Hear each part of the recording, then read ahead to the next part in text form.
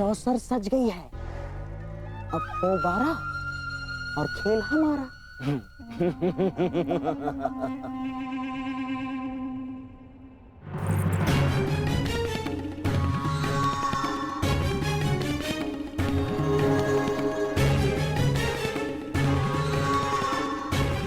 आज मुझे अपने ताप का अनुभव करने दो पांचाली।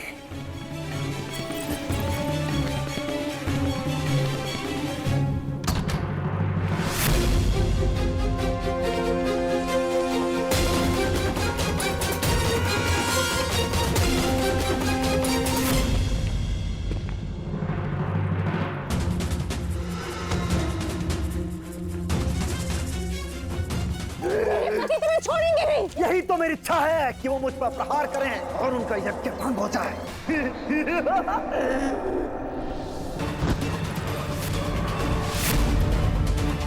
अतिथि हूं, सत्कार करो मेरा पंचाली।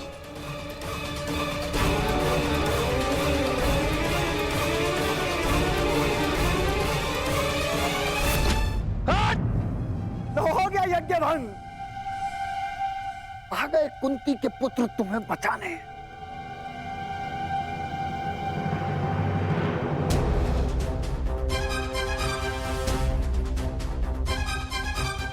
कुंती का पुत्र ना सही, एक पुत्र आया है, एक स्त्री का मान बचाने।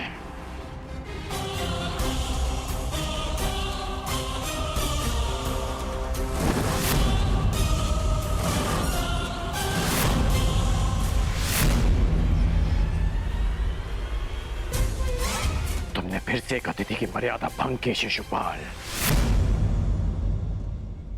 जब भी कोई शिशुपाल किसी स्त्री का मान भंग करेगा, ये कर्ण उसके मार्ग में बाधा बनेगा।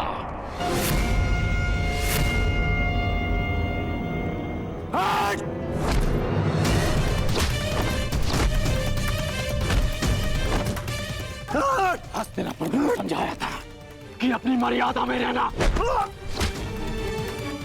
मैं हस्तिनापुर के युवराज और भावी सम्राट का मित्र हूं, और तुमने उसी हस्तिनापुर की कुलवधू का अपमान करने का प्रयास किया।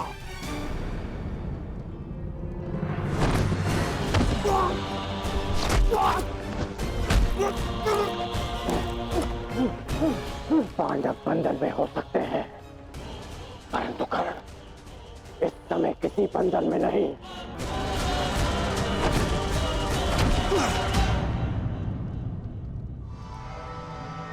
वांग राजकर्ण, जिस द्रौपदी ने तुम्हें सूत पुत्र कहा, तुम उसका साथ दे रहे हो और मेरा विरोध कर रहे हो। इसलिए क्रोधित हो क्योंकि उसने तुम्हें नहीं स्वीकारा। मैं आज भी कहता हूं, कुछ नहीं बिगड़ा अंगराज। अरे जिसके 5-5 हैं, हम और तुम मिलके अगर साथ भी हो जाएंगे तो क्या अंतर पड़ता है?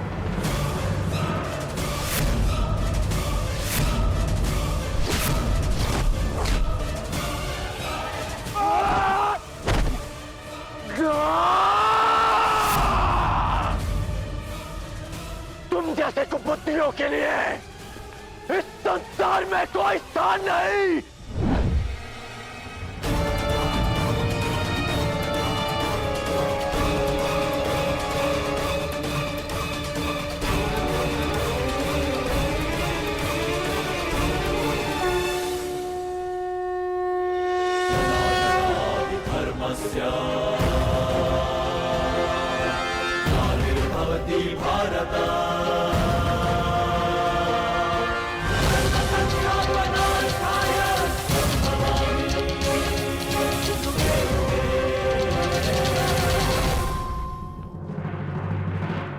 यही है वो नीच।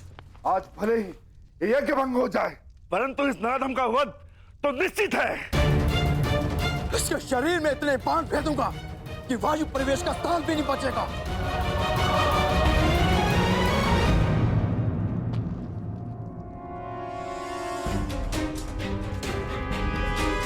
मेरे होने वाले सम्राट, ऐसा प्रतीत होता है कि हमारा प्रयोजन पूर्ण हो गया है। रुक जाओ अंगराज, शांत हो जाओ।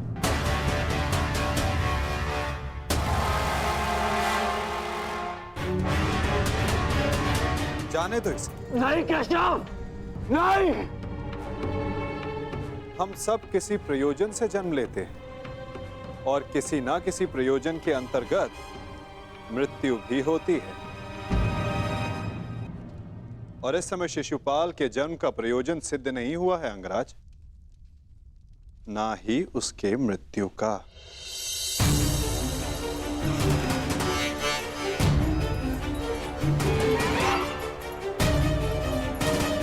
इस समय उसे क्षमा कर देना ही श्रेयस्कर होगा,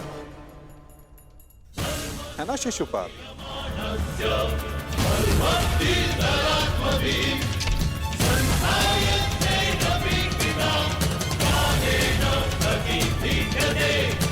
इसने हमारे सारे प्रयत्नों पर पानी फेर दिया।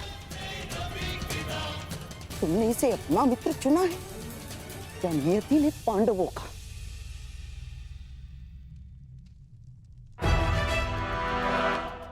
आओ शिशुपाल, उठो। आपके लिए श्रेष्ठ यही होगा कि आप यहां से चले जाए, छेदी न रहे। हाँ, क्योंकि वासुदेव ने अंगराज को तो रोक लिया, रचित मैं ना रुक पाऊं। यही तो मेरी कामना है विकोधर। तुम आगे बढ़ो, प्रहार करो मुझ पे। तो फिर यह प्रहार करके अधिक प्रसन्नता मुझे होगी। नहीं पाल, अभी नहीं। परंतु क्यों माधव, आप इसे दंड देने से क्यों रोक रहे हैं? क्योंकि अभी उचित समय नहीं आया है पार्थ। शिशुपाल के जन्म का प्रयोजन अभी पूर्ण नहीं हुआ है।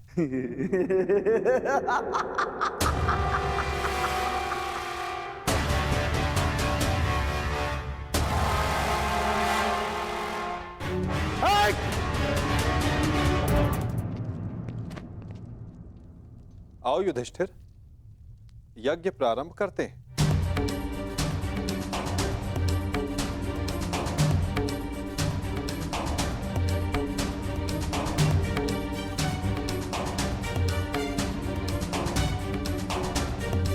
कि मान के लिए द्वंद्व क्यों किया?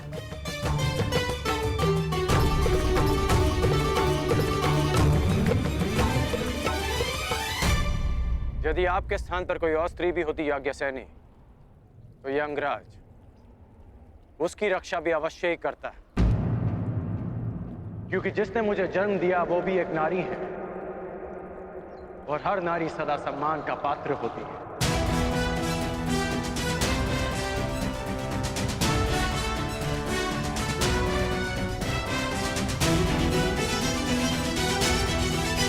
पुरुष का अपमान करने के पश्चात भी। क्षमा कीजिएगा अंगराज, स्वयंवर में जो कुछ भी घटित हुआ उसके लिए मैं आपसे क्षमा नहीं मांग पाई।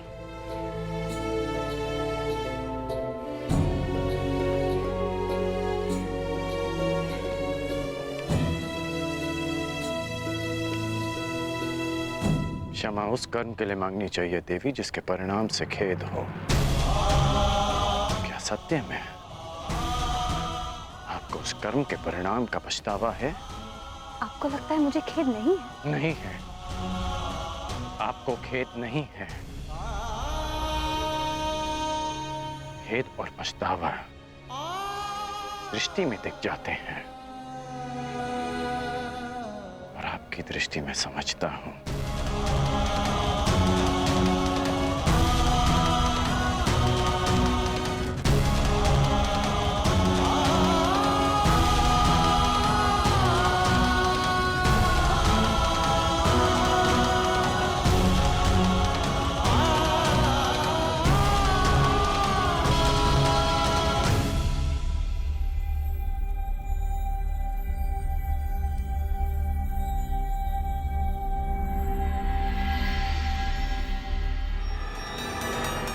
छेदी नरेश, आपको भी शीघ्र ही अवसर मिलेगा आपके अपमान का प्रतिशोध लेने का।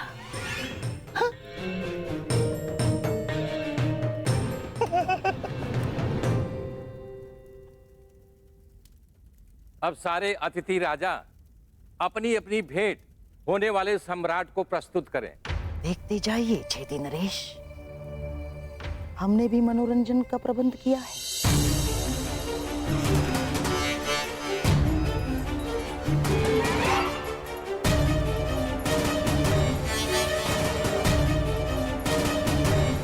धृतराष्ट्र पुत्र दुर्योधन की ओर से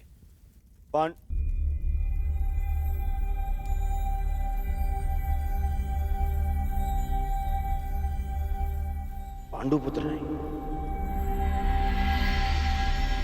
धर्मराज पुत्र, धर्मराज पुत्र युधिष्ठिर को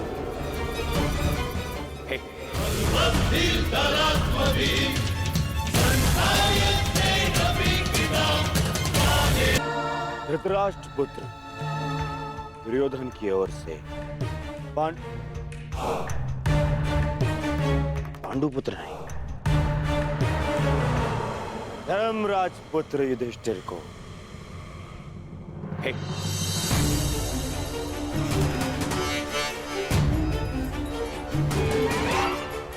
धृतराष्ट्र पुत्र दुर्योधन की ओर से पवन पुत्र भीम को सह प्रेम भेंट स्वीकार करें।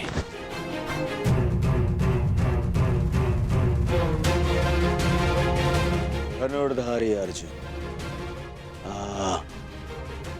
इंद्र के पुत्र,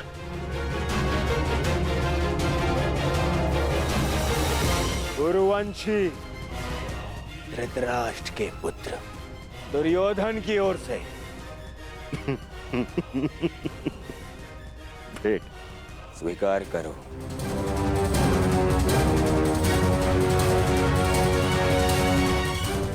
अश्विनी कुमार के पुत्रों को धृतराष्ट्र पुत्र दुर्योधन की ओर से भेंट।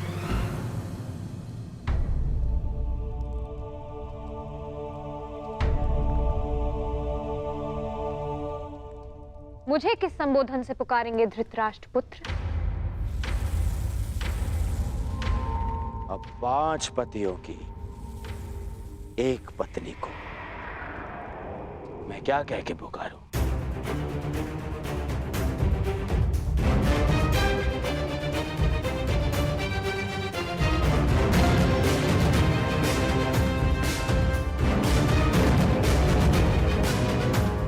फिर भी तुम्हारा जन्म यज्ञ की अग्नि से हुआ है तो तुम्हें यज्ञ पुत्री कह सकता हूं। बात यदि उद्गम की है तो आपके जन्म के सत्य से भी सभी परिचित हैं। घटपुत्र।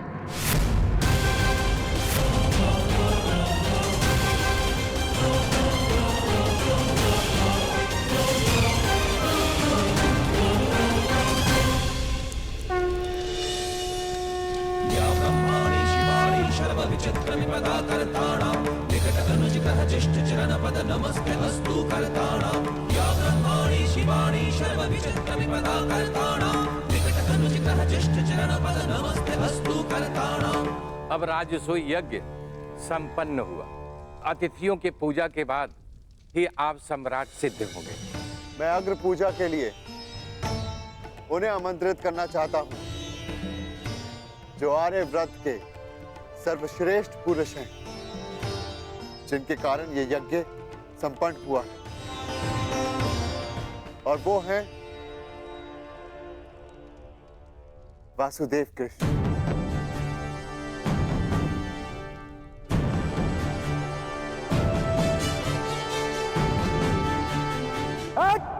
रुक!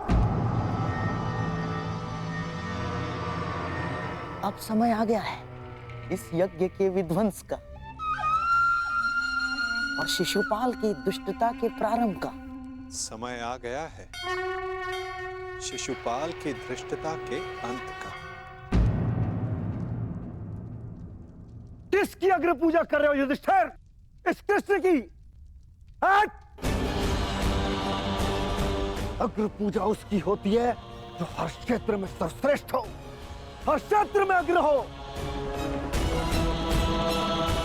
और ये कृष्ण, ये तो छल करने में अग्र है। मैं इसको सर्वश्रेष्ठ नहीं मानता।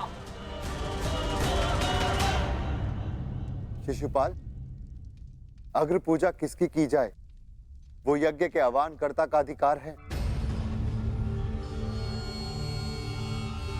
आप अपनी मर्यादा से बाहर जा रहे हैं। निसंदेह।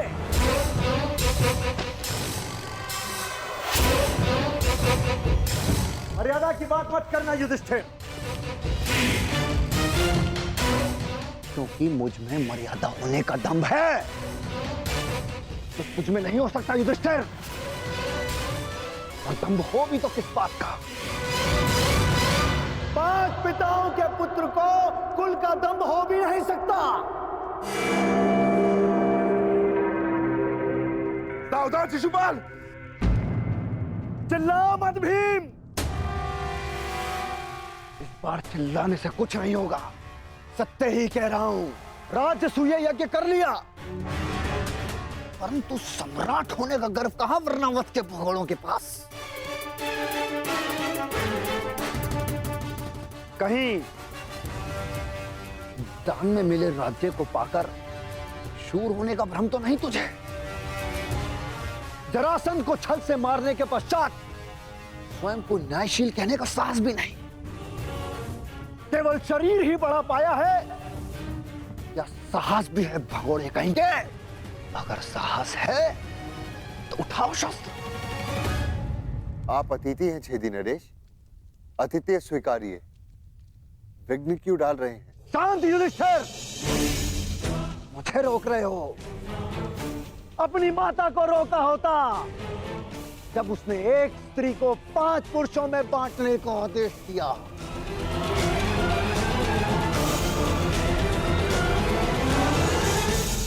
स्त्रियों का सम्मान करना सीखो शिशुपाल। ये मत भूलो कि तुम भी एक नारी की कोख से जन्मे हो। ये देखो, श्री कृष्ण वासुदेव बोले, तार का सबसे बड़ा पाखंडी, छली, कामी मुझे सिखाएगा कि किसका अपमान किया जाए, किसका सम्मान।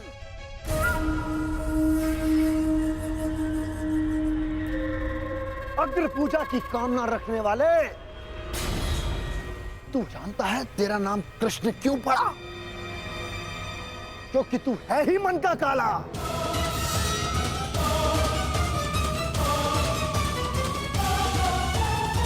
तेरे माता पिता ने तुझे जन्म देते ही इसलिए त्याग कर मथुरा से गोकुल पहुंचाया, क्योंकि तेरे पांव देखते ही भाप गए थे कि तू कुलनाशक सिद्ध होगा।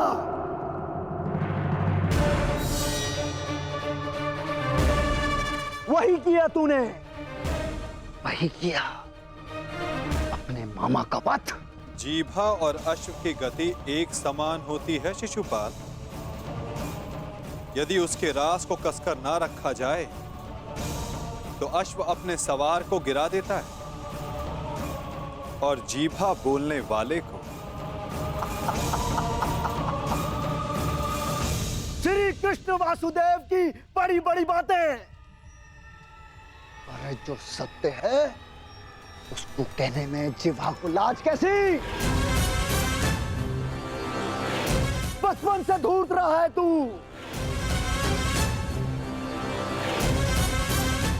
सब जानते हैं, माखन स्वयं चुराता और आरोप अपने मित्रों पर लगा देता। धूर्त मुझे कहता है कि जीवा पर रास कसूं। तूने जो वृंदावन में रास रचा है वो संसार जानता है। कामी है तू, कामी। प्रेम का झांसा देकर जो स्त्रियों को ताड़ता रहा, वो मुझे स्त्रियों का सम्मान करना सिखा रहा है। क्या क्या नहीं किया तूने? स्नान करती स्त्रियों के वस्त्र तूने चुराए। अरे गोकुल की विवाहित महिलाओं को मोहित करके उनका चरित्र पतन तूने किया। महिलाओं को मोहित करके उनका चरित्र पतन तूने किया। मैं सावधान करता हूं तुम्हें, मेरे धैर्य की परीक्षा ना लो शिशुपाल,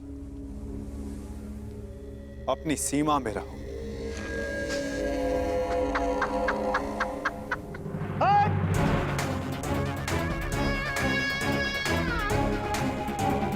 धैर्य तो मेरा टूट गया है। उसकी अग्र पूजा होते देखकर जिसने सदा पीठ पीछे से प्रहार किया। कायर है तू, कायर। सीमाएं तो तूने लांघी हैं। छल से रुक्मणी का हरण किया तूने। स्त्रियों का अपहरण करने वाले दुष्ट। तुम्हारे पापों का घड़ा भरता जा रहा है शिशुपाल, सावधान।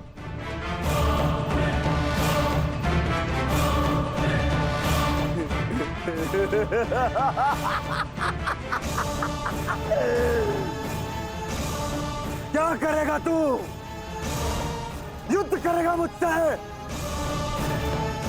जैसे जरासंध से किया? रण छोड़। अरे युद्ध भूमि छोड़कर भागने वाला कायर है ये, रण छोड़ है, दुष्ट है ये। क्या करेगा तेरे ये दास पांडव? इनके द्वारा तो मुझे भी मरवा देगा। कुलनाशक है तू, और तुझे अग्निपूजा का सम्मान चाहिए। थू। बस शिशुपाल।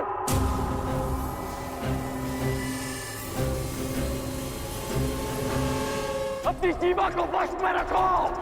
हट। मुझे एक सूत पुत्र की मंत्रणा की आवश्यकता नहीं है। ये मेरा और इस ग्वाले का प्रकरण है।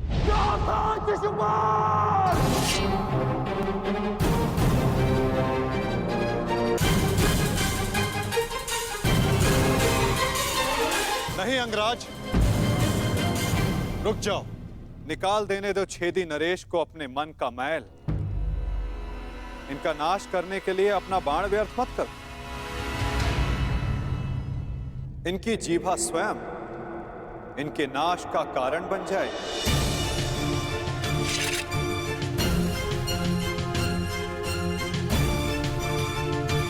ऐसे बालक योद्धाओं को तू अपने छल से वश में कर सकता है, या फिर तेरे इन दास पांडवों को। मेरे जैसे वीर को नहीं।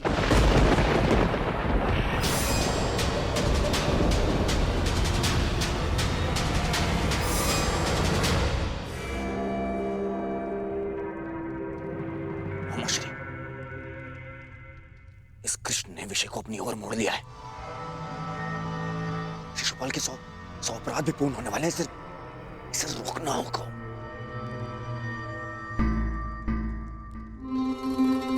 शिशुपाल, ठहरो। चुप।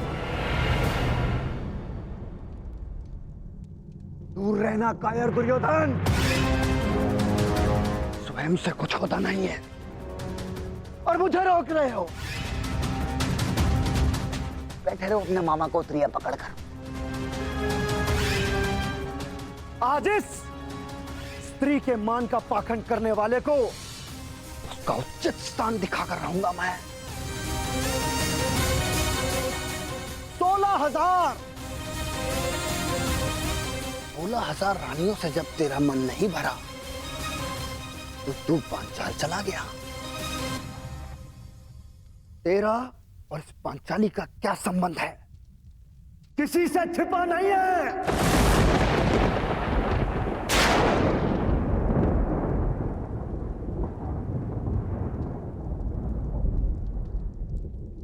पांचाली का विवाद तूने जानबूझकर इन पांडवों से करवाया, क्योंकि तू जानता है ये मूर्ख कभी तेरा विरोध नहीं करेंगे।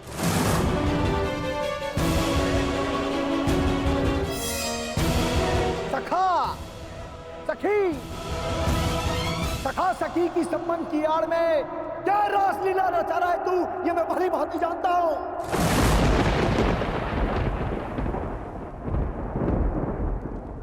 पर स्त्री गमन करने वाला पापी नहीं, महापापी है तू। एक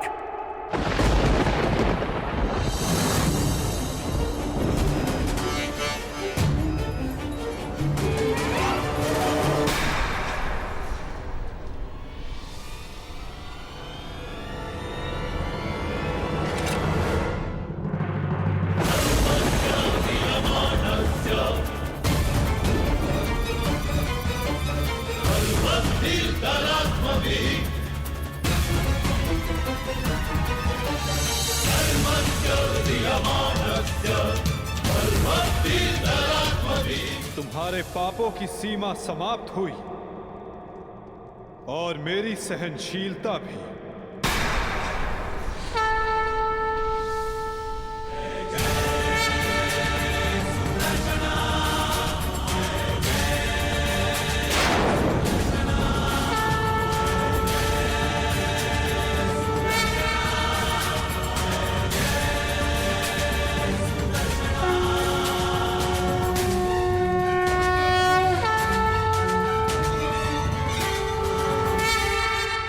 पापों की सीमा समाप्त हुई और मेरी सहनशीलता भी।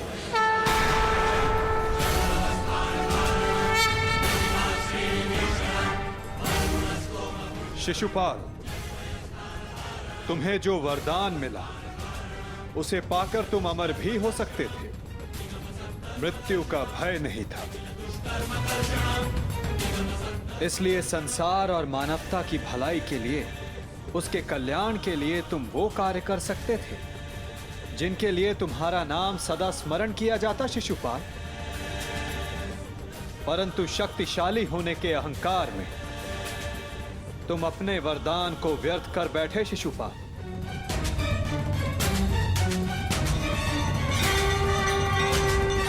तुमने किसी का प्रेम नहीं लिया शिशुपाल, केवल श्राप लिया। अब देखो, तुम्हारा अंत, तुम्हारी मृत्यु तुम्हारे समक्ष है। ये क्या कर रहे हैं वासुदेव? ये अन्याय है। मैं इसका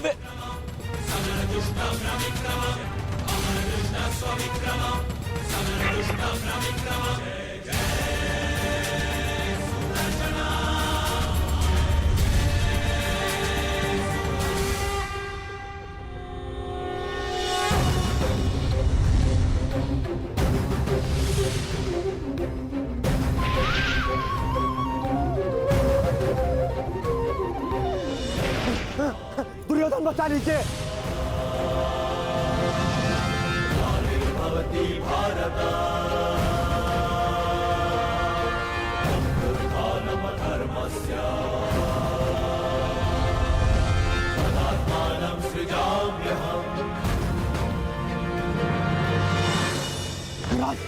मेरी रक्षा करो, मैं दोस्त हूँ, कायर हूँ, मैं क्षमा चाहता हूँ, मेरी रक्षा करो। नहीं,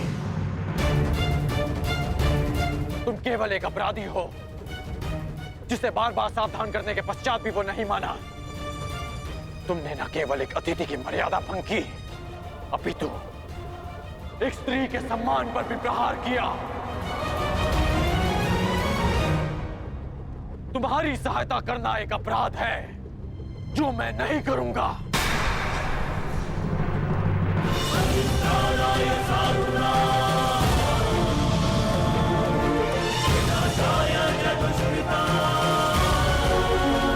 वासुदेव, क्षमा करना।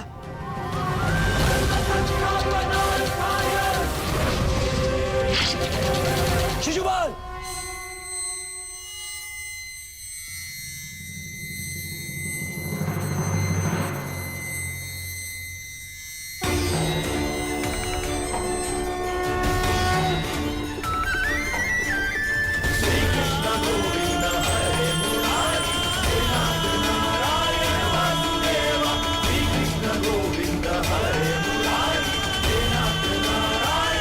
यही तुम्हारे पापों और अपराधों का अंत है, और तुम्हारे दुखों से तुम्हारी मुक्ति भी।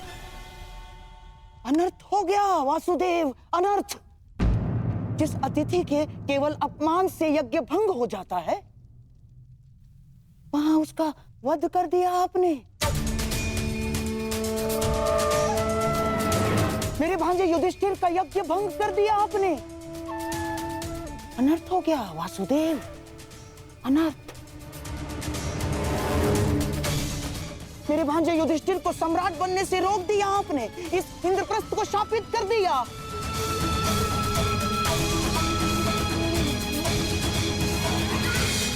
मामा श्री उचित कह रहे हैं। ये यज्ञ भंग हो गया। नहीं दुर्योधन, प्रथम आतिथ्य ने अतिथि का वध नहीं किया। दूसरा, अतिथि अपनी सीमा और मर्यादा का उल्लंघन बार बार समझाने के पश्चात भी कर रहा था। इसीलिए प्राण खोने से पूर्व उसने अपना अतिथि का पद खोया। तीसरा, उसने अपराध किया जिसका उसे दंड मिला। और चौथा, जहां अपराधी को मुक्ति मिले वो स्थान श्रापित नहीं, सम्मानित होता है दुर्योधन।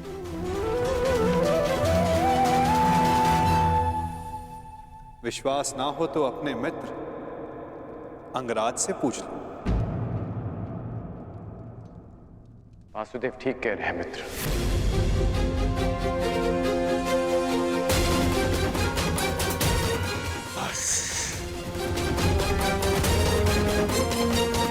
मित्र शांत हो जाओ। इस समय तुमने कुछ कहा या किया वो तुम्हारे विरुद्ध जाएगा। मित्र, तुम हस्तिनापुर के प्रतिनिधि हो। तुम्हारी एक भूल हस्तिनापुर का गौरव सदा के लिए नष्ट कर देगी। शांत हो जाओ मित्र। मैं शांत नहीं रहूंगा। यहाँ एक अतिथि की मर्यादा को भंग किया गया है। अब मैं इस स्थल पर एक क्षण नहीं रुकूंगा।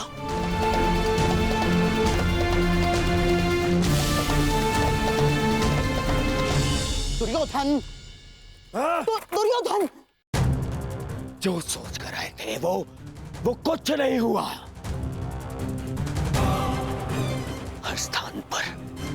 हर स्थान पर हमें छलने के लिए प्रयोजन किए गए। मुझे तो ये समझ में नहीं आता कि हम यहाँ आए हैं क्यों थे। चलिए मामाश्री। मित्र, मित्र, मामाश्री, इसे कहिए कि मेरे सामने ना आए। मित्र कहता है मुझे। न्याय की बात कहकर उसी की बात का विरोध करता है ये। मैं तुम्हारा विरोध नहीं कर रहा हूं मित्र। मैं तो मेरी बात समझने की कोशिश कर। बस कर। अब एक और शब्द नहीं।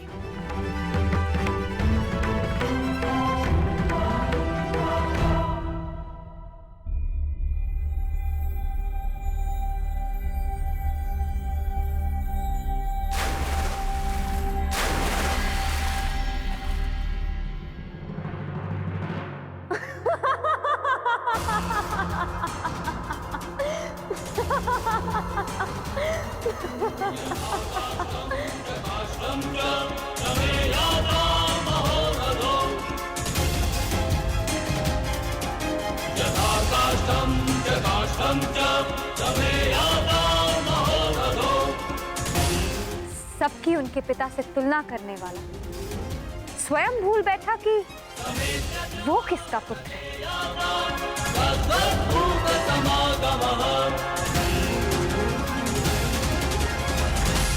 अंधे का पुत्र अंधा।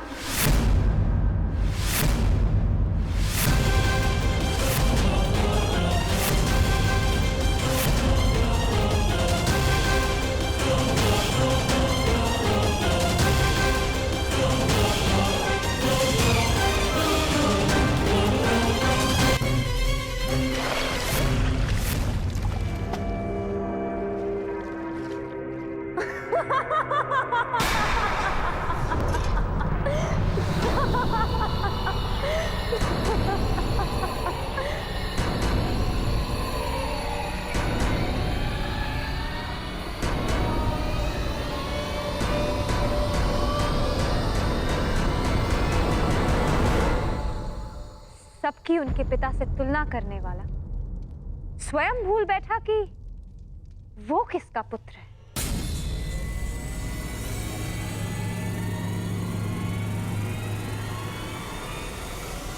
अंधे का पुत्र अंधा।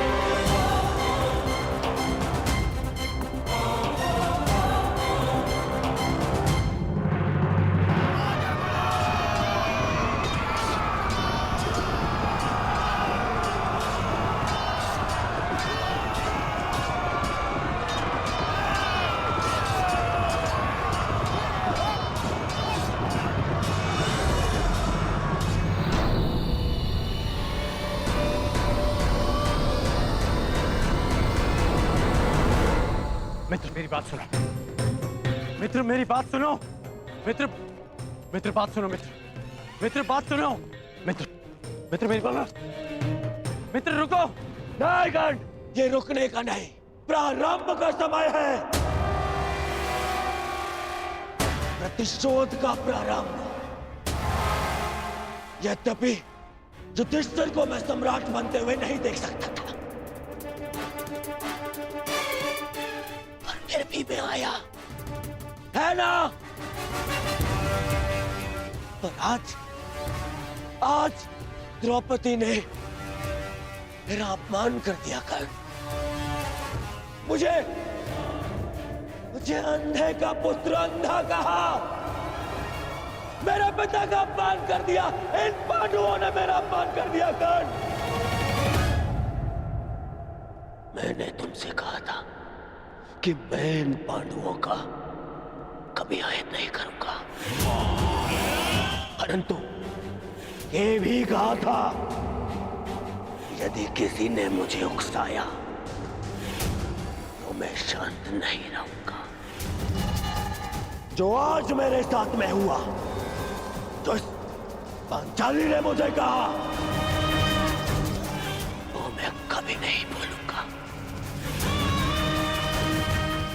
और इन्हें भूलने भी नहीं दूंगा।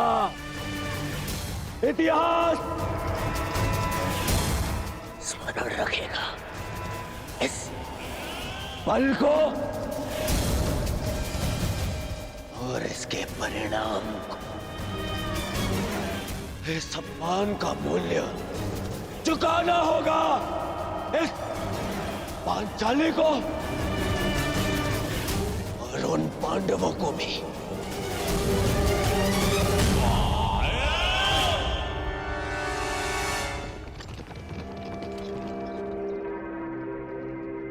अंगराज,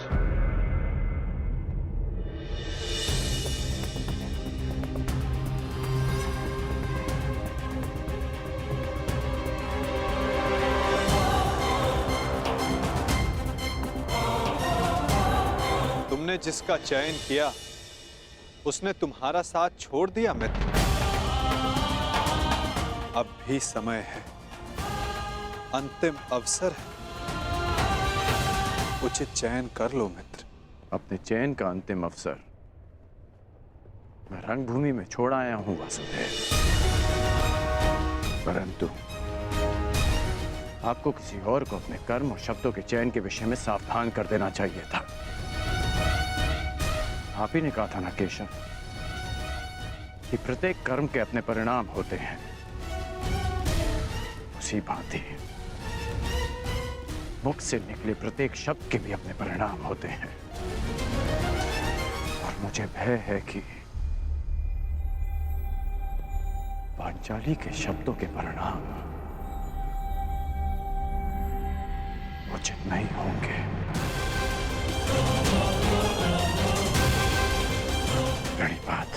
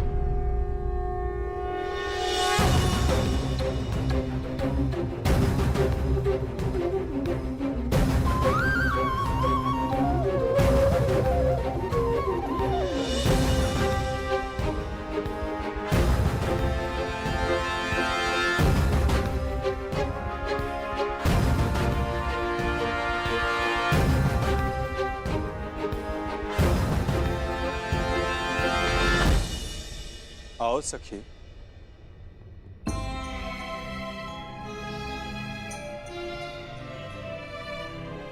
बिना मुझे देखे, बिना कुछ सुने आपने मुझे कैसे पहचान लिया सखा?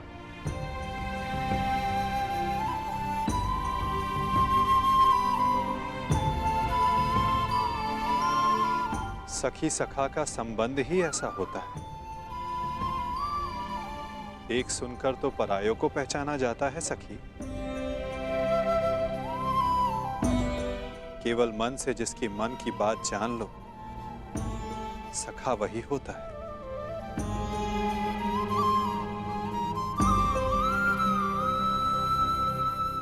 सखा, सखा आपके हाथ से तो अभी तक रक्त बह रहा है।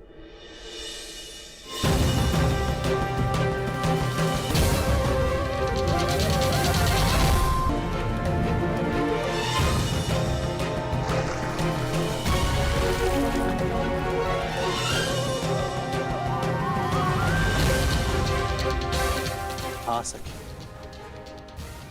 कुछ घाव सरलता से नहीं भरते हैं।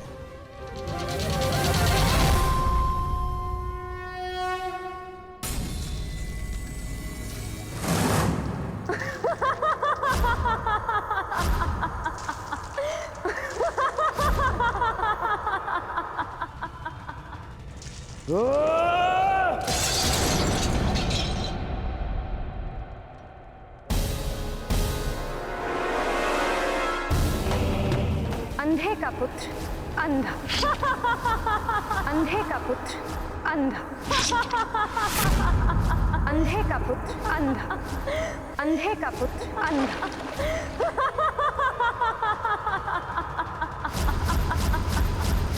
ये क्या कर रहे हो तुम? हट जाओ! मामाश्री, मामाश्री। जेश, घाव लग जाएगा जेश। तो मैं जानना चाहता हूँ कि ऐसा कौन सा घाव है जो उस घाव से ज्यादा पीड़ा दे सकता है जो पांचाली के वचनों ने मुझे दिया है।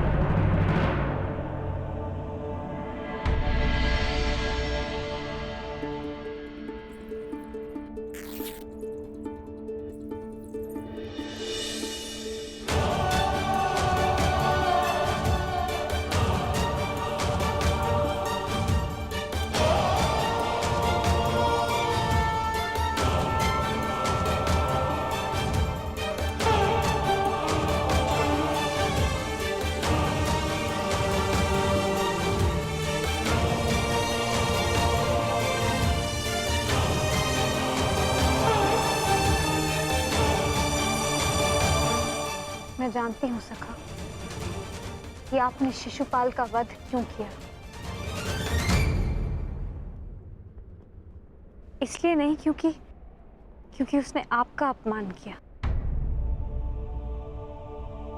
परंतु इसलिए क्योंकि आपने मेरे अपमान का प्रतिशोध लिया।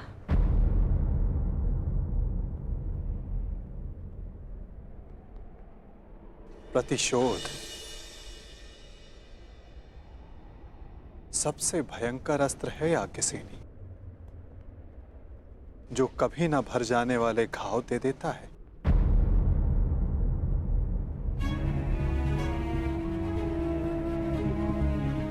इसीलिए आवश्यक है कि प्रतिशोध से बचा जाए,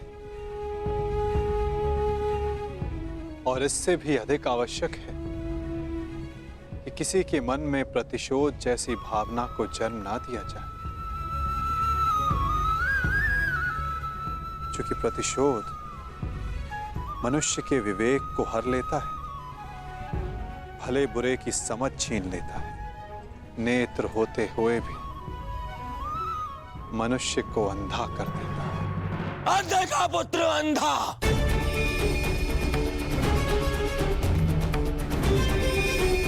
मेरे पिता का अपमान किया, मेरे,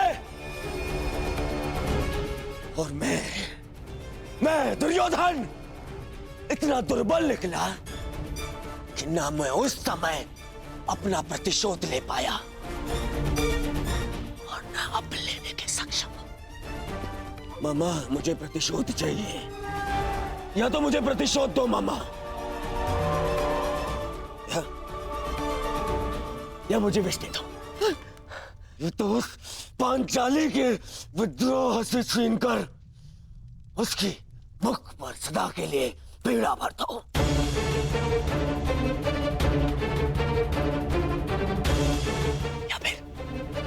या फिर मेरी आंख और मेरे कंठ में पिघला हुआ लौह डाल दो ना।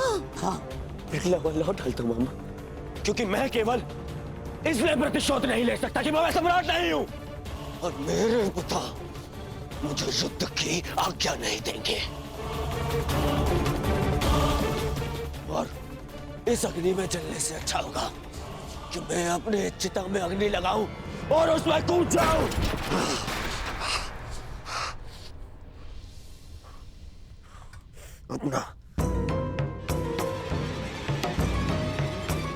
अपना कलंकित और पराजित मुख दर्पण में देखने से अच्छा है कि मैं अंधा हो जाऊं। रुकिए ज्येष्ठ, मैं आपको ये नहीं करने दूंगा। मैं अपना मानसिक संतुलन खो चुका हूं दुशासन, विक्षिप्त हो चुका हूं, क्योंकि मैं उस पद पर नहीं कि अपना प्रतिशोध ले सकूं।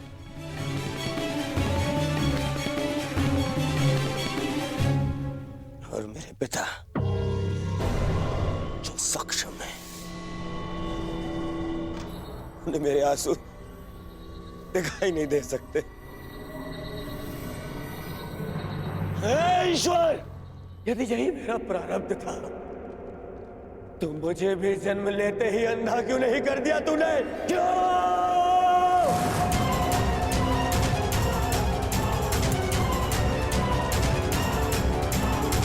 परंतु अब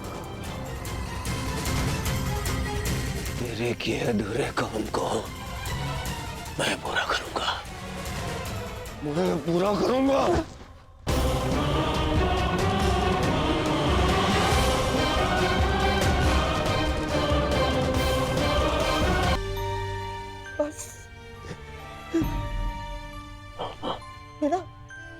मेरा दुर्भाग्य और मत बढ़ा।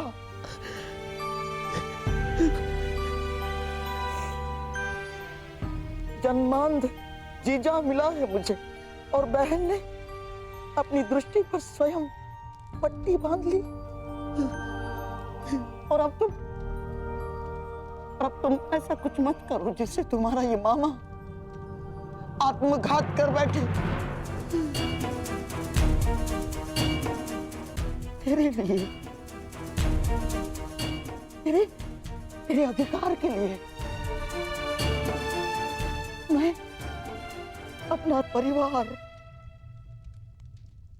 अपना राज्य, अपना देश, अपनी भूमि त्याग कर आया हूं और अपनी बहन के घर में श्वान बनकर बैठा हूं।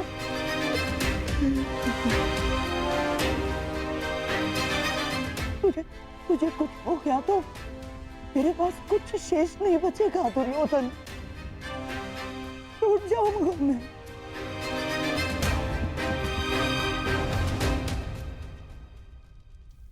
विध्वंस हो जाएगा मेरा, टूट जाऊंगा मैं।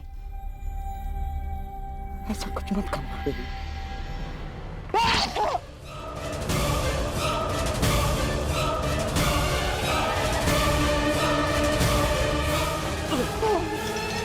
मामा, मामा, बरसों पहले मैं यहाँ आया था कि तुझे तेरा अधिकार दिला सकूं। उस अन्याय का त्राण कर सकूं जो गांधारी के साथ हुआ है।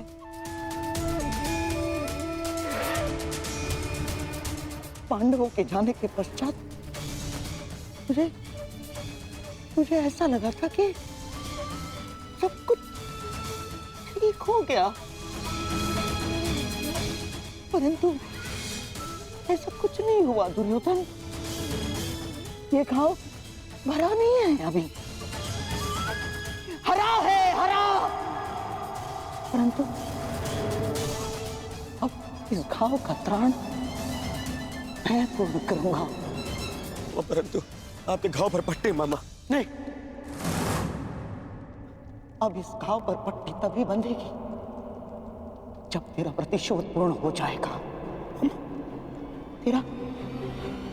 तेरा मामा होने का ऋण चुकाऊंगा मैं। बहुत बड़े ऋण का भार मेरे कंधों पर तुमने डाल दिया है सखी।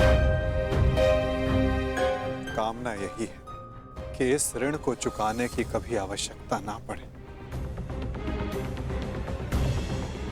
और यदि आवश्यकता पड़ी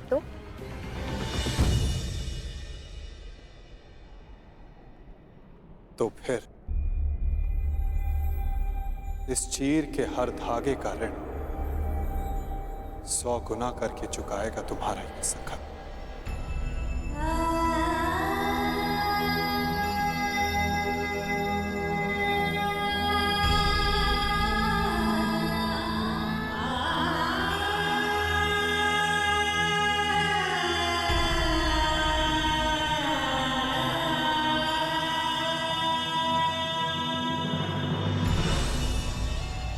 जिस पांचाली की अपमान के कारण मेरे दुर्योधन ने अंधा होना चाहा, उस पांचाली का ऐसा अपमान करूंगा जिसे देखकर सारा संसार अंधा हो जाना चाहेगा। उसने तुम्हारा उपहास किया है ना, तो मैं भी हरी सभा में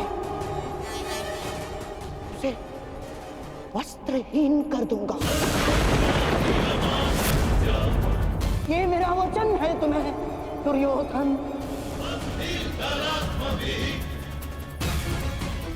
उसने तुम्हें गाली दी है ना, उसके शरीर से एक एक वस्त्र खिंचवा लूंगा मैं,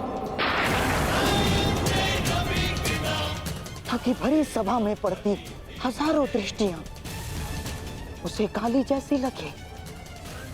भरी सभा में पांचाली कराएगी, चित्कार करेगी, और उसके ये चित्कार का त्राण उसके वो 5 महाबली पति भी नहीं कर पाएंगे। उस याज्ञ सेनी की ऐसी अवस्था करूंगा, ऐसी अवस्था करूंगा कि वो अग्निसूता अग्नि में प्रवेश करने की कामना करे।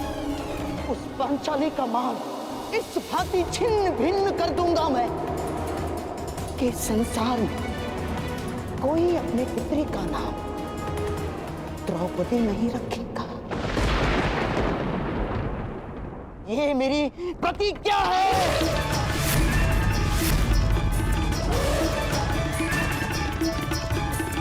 कहते हैं युद्ध भूमि में बहा रक्त इतिहास बदलता है।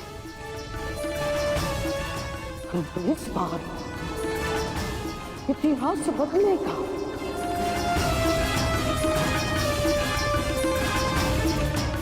बिना रक्त बहाए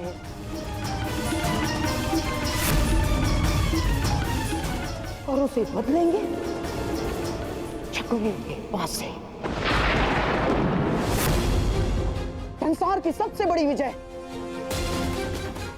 युद्ध भूमि के व्यू में नहीं, चौसर के व्यू में होगी। चौसर के व्यू में नहीं, चौसर के व्यू में होगी। चौसर के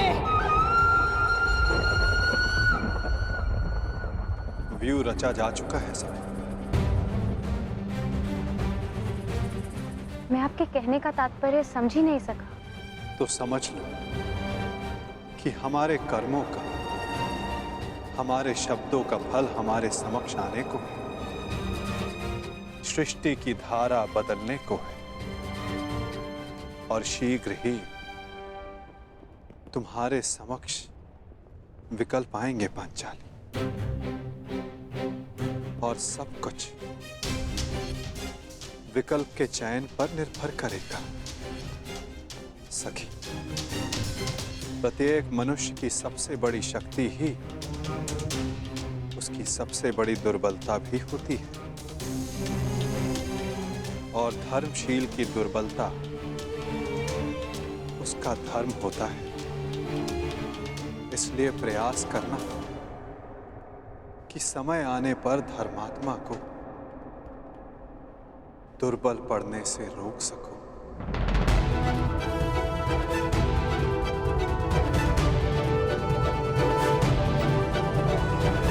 शकुनी और पुत्र दुर्योधन ने जिस प्रकार इंद्रप्रस्थ का वर्णन किया है, छाती फूल जाती है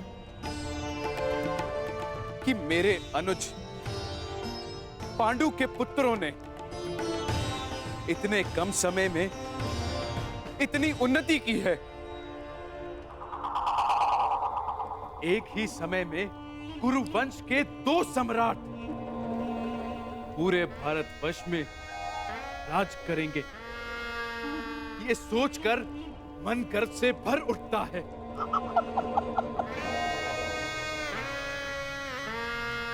बस एक ही खेद है कि मैं गांधारी और ताचरी समेत अन्य सभी लोग इस राजसू यज्ञ में सम्मिलित ना हो पाए।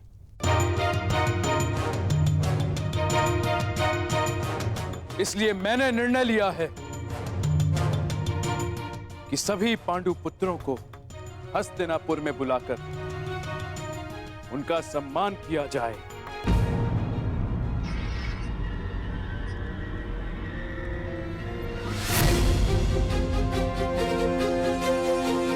यह तो बहुत आनंद की बात है महाराज। तो ठीक है महाराज, मेरा प्रिय दुशासन आज ही जाकर हस्तिनापुर से पांडवों को निमंत्रण दे आएगा और फिर यहाँ उनका सम्मान समारोह होगा और फिर 2-2 हाथ पांसों के।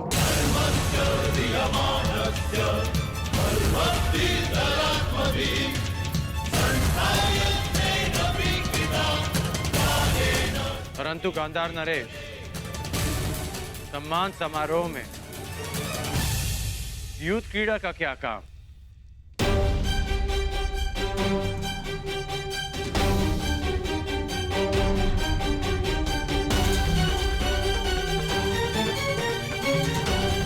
इस मंगलमय अवसर पर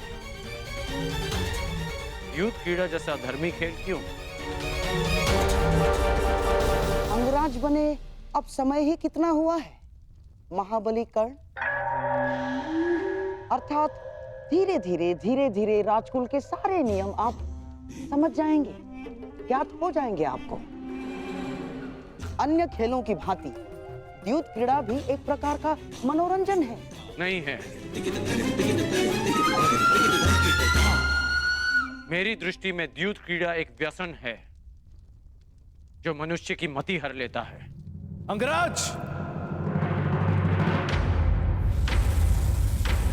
ये राजसभा का नियम भी है और नैतिक बंधन भी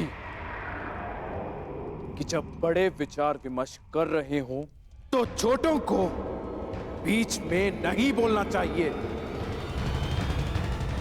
महाराज ठीक कहते हैं। और मेरे विषय में आपका क्या कहना है गंधार नरेश? मैं इस सभा में सबसे अधिक ज्येष्ठ हूं। मेरा मानना भी वही है जो अंगराज का।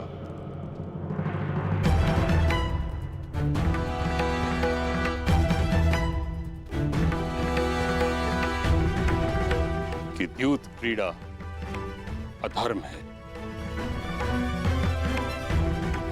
महामहिम, ये क्रीड़ा तो केवल मेरे पुत्रों में प्रेम बढ़ाने के लिए है। द्यूत से अगर कुछ बढ़ा है तो बैर और शत्रुता, प्रेम नहीं। द्यूत से कभी किसी का भला नहीं हुआ। पांडवों के सत्कार तक सब ठीक है, परंतु द्यूत की अनुमति मैं कदापि नहीं दे सकता।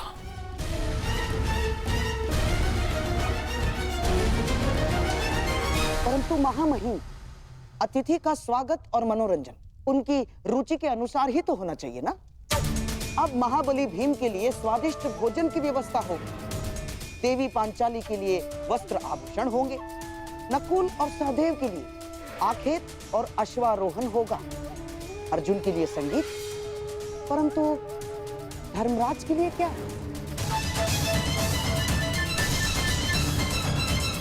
जिस सम्राट के सम्मान के लिए समारोह कर रहे हैं, उनकी तो केवल एक ही रुचि है, द्यूत चौसर। महाराज,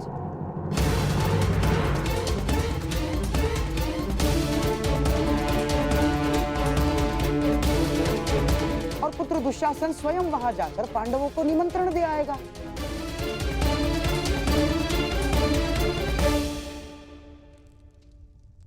पांडव और कौरव साथ में खेलेंगे तो आपस का बैर भी समाप्त हो जाएगा। इसमें बुराई क्या है महामहिम? आपत्ति इस बात की है गंधार राज कि आपकी रुचि भी केवल दूध में है। बीते कल्प में हस्तिनापुर ये अनुभव कर चुका है कि जिस विषय में आपकी रुचि रही, उस विषय का परिणाम शुभ नहीं रहा।